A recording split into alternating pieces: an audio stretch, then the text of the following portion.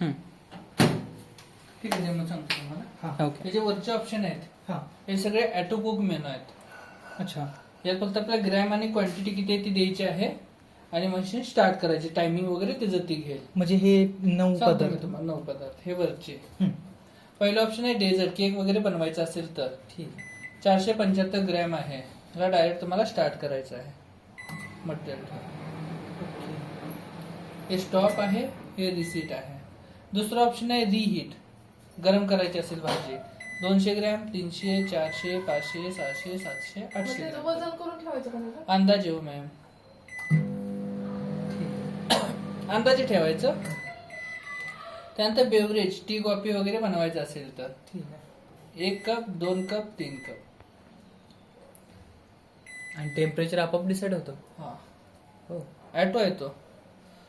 त्यानंतर rice dishes, भात वगैरे बनवायचं असेल तर 100, 200, 300 ग्रॅम पर्यंत. आणि टायमर आपोआप घेणार. तेच बोललो मी तुम्हाला, ॲटो हे आहे म्हणून. बापरे. त्यानंतर स्टफ वेजेस, बटाटे वगैरे उकडतो ना पाण्यात आपण, ते उकडायचे असतील तर शिट्ट्या मारायची गरज नाही. 1, 2, 3. फक्त बटाट्याला होल पाडायचे, जेवढे जास्त पाडता येतात तेवढे ना आतमध्ये ठेवून द्यायचे विदाउट पाणी. ओके. पाणी नाही टाकायचं त्यात. त्यानंतर पॉपकॉर्न वगैरे 99 काय ग्रॅम, ते आपोआप म्हणजे 1 पाऊच असतो तो 100 ग्रॅमचाच असतो. त्यानंतर आहे पिझ्झा वगैरे बनवायचा असेल तर 150 ग्रॅम, 300 ग्रॅम, 450 ग्रॅम.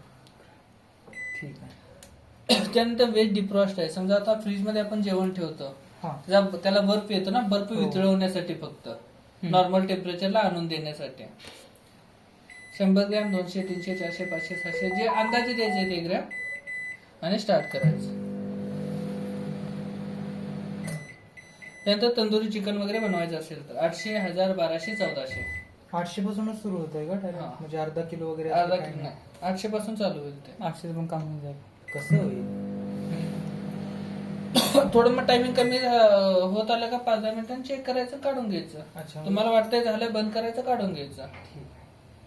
आता जे खालचे ऑप्शन आहेत इकडले हे सगळे मॅन्युअली आहेत. जसं रेसिपी Okay. बुक मध्ये लिहिलेलं असतं हा हा हा. किंवा तुम्हाला युट्यूब वरती बघून तुम्ही करताय, त्यासाठी हे खालचे ऑप्शन आहेत. खालच्या ऑप्शनला टायमिंग द्यावं लागतं. त्यासाठी हे मिनिट्स आहेत, हे खालचे सेकंड्स आहेत. इथून 1-1 मिनिटानं वाढेल, हे डायरेक्ट 10-10 मिनिटानं वाढेल. तसंच 1-1 सेकंदानं वाढेल, हे डायरेक्ट 10-10 सेकंदानं वाढेल. असं आपण आणि टेम्परेचर डिसाईड करू शकतो आपण किती पाहिजे? सांगतो. ओके. इथून जसं तुम्ही टायमिंग देईल तेव्हा त्याचं टेम्परेचर असतं 100 डिग्री डायरेक्ट टायमिंग दिल्यानंतर. ओके. जर तुम्हाला टेम्परेचर सिलेक्ट करायचं असेल तर इथं मायक्रो पॉवर लेवल म्हणून ऑप्शन आहे. ओके. H1 म्हणजे तुमची 100 डिग्री आली, 90, 80, 70 यालाच प्रेस करत जायचं. कमी करते. कमी करतं, मग टायमिंग द्यायचं आणि मग स्टार्ट करायचं. म्हणजे मॅक्स लिमिट 100 आहे. 100. त्याच्यापेक्षा खाली करू शकतो. शिजवण्यासाठी 100. ओके. त्यानंतर दुसरा ऑप्शन आहे ग्रिल, फ्राय करायचं असेल तुम्हाला काय तर टाइम द्यायचा, स्टार्ट करायचं ग्रिलसाठी. तिसरा ऑप्शन आहे कन्व्हेक्शन प्रीहीट, केक वगैरे बनवायचं असेल, बेकरी प्रोडक्ट्स. आता त्याच्यात प्री हीट करावं लागतं केक बनवण्यासाठी. रेसिपी बुक मध्ये लिहिलेलं असतं डिग्री एवढी एवढी ठेवा, एवढ्या डिग्रीला प्री हीट करा. तर डिग्री सेट करायच्या आधी याला डायरेक्ट स्टार्ट करायचं प्री हीट साठी. ओके. जसं प्री हीट होईल आतमध्ये हे टायमिंग स्टेबल होऊन जातं आणि एक बीप येतो पिंग करून. ते झालं का म्हणे तुमचं प्री हीट झालंय आतमध्ये.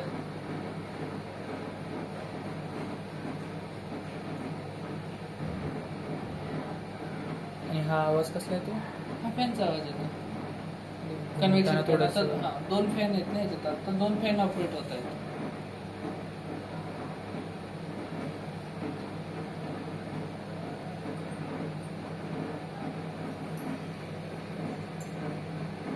टायमर क्लॉकचं तुम्ही सांगितलं का? सगळं सांगतो, 2 मिनिटं थांबा. ओके. एक एक तुमचा प्रॉब्लेम होऊ दे.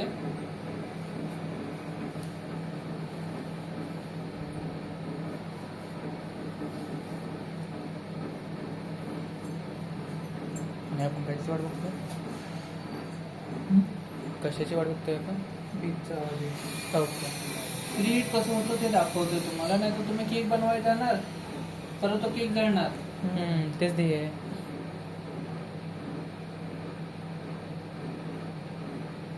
इम्पॉर्टंट हे आहे कन्व्हेक्शन मध्ये प्री हीट. म्हणजे प्री हीट झाल्यानंतरच ते. हा पण मग मटेरियल ठेवून मग परत टायमिंग देऊन परत स्टार्ट करावं लागतं. ओके झालं. आता हे तुमचं प्री हीट झालं आतमध्ये, मग तुम्ही डोअर ओपन करून घेणार, जे तुम्ही बनवलं आहे रेसिपी ते आतमध्ये ठेवून परत बंद करणार, परत टाइम देणार 10 मिनिटं 20 मिनिटं काय असेल ते तुमचे, आणि मग स्टार्ट करणार. ग्लोव्ह झाले कुठलं एवढं. आता जे प्री हीट केलं त्याच्यामुळे आतलं तापमान थोडंसं जास्त असेल. 140 डिग्री लावलं होतं आपण. कन्व्हेक्शनला जास्त कसं ठेवायचं. ग्लोव्ह लागणार तुम्हाला कन्व्हेक्शन साठी. ग्लोव्ह. त्यानंतर आहे मायक्रो प्लस ग्रिल.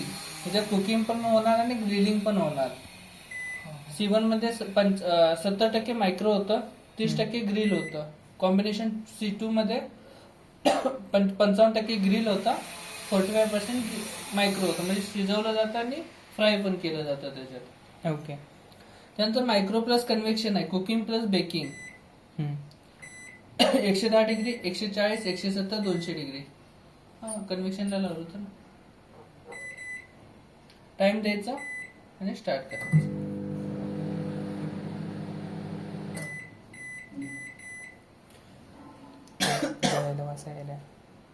जळायला वाचायला 180 डिग्री तापमान जातं त्याचं. त्यानंतर कीप वॉर्म आहे. आता समजा जेवण तुम्ही बनवून ठेवलंय, ते आता तुम्हाला तसंच गरम ठेवायचं आहे. त्याचं धूर निघायला लागला. अहो हिटर ऑन झालं. म्हणजे नॉर्मली पण धूर निघणार ते. कन्व्हेक्शन हिटर 140 डिग्रीला काय होणार त्याचं. नवीन आहे, थोडं हे होत असतं कलर थोडा. Keep warm. तुम्ही जेवण बनवलंय तसंच तुम्हाला गरम ठेवायचं असेल तर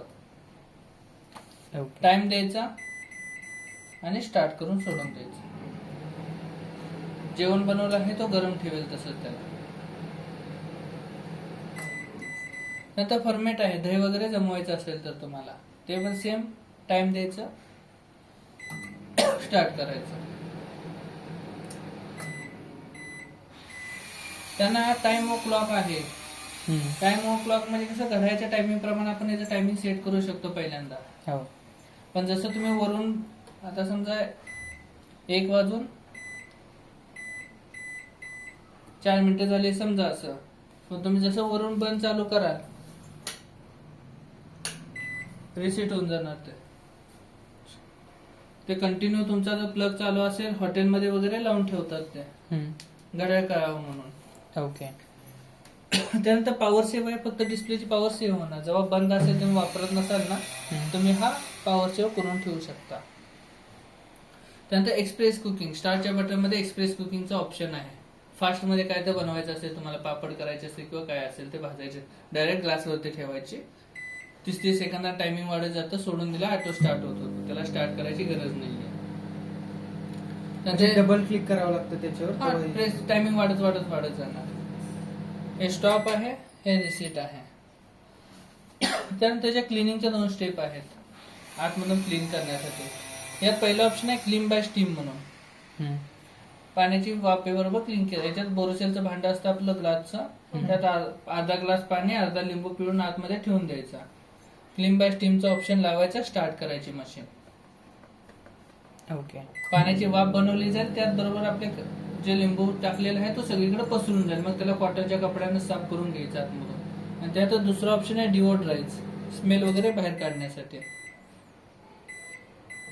मच्छी वगैरे बनवली असेल तुम्ही, काय बनवले, स्मेल राहतो ना, तो बाहेर काढण्यासाठी फक्त डिओड्राइज. स्टार्ट करायचं.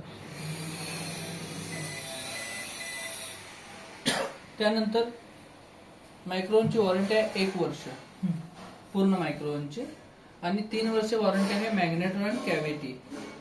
जो मायक्रोवेव्ह मोड मध्ये जो हिटिंग करतो पार्ट, त्याची 3 वर्ष वॉरंटी आहे, आणि ह्या आतमधल्या बॉडीची 3 वर्ष वॉरंटी आहे.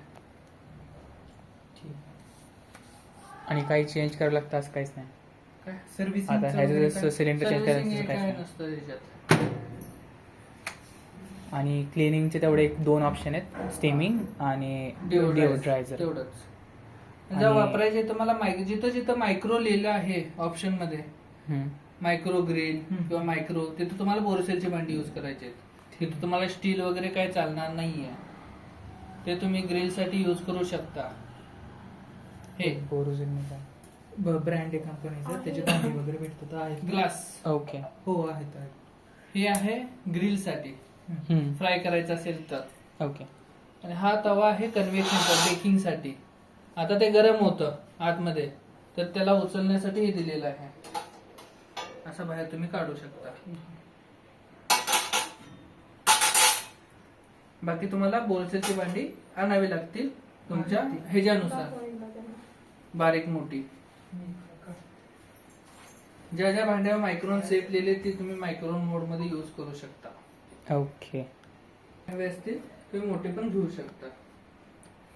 हे याच्याबरोबर दिलेले असतील तुम्हाला. नाही ते सेपरेटच. सेपरेट आहे का?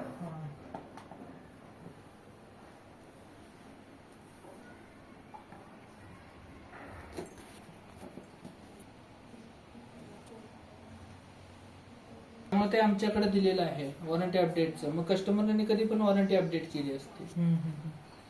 मग आता ह्याची वॉरंटी राहील 1 वर्ष. एक वर्ष वॉरंटी राहील. आजपासून 1 वर्ष असं. आज तारीख किती?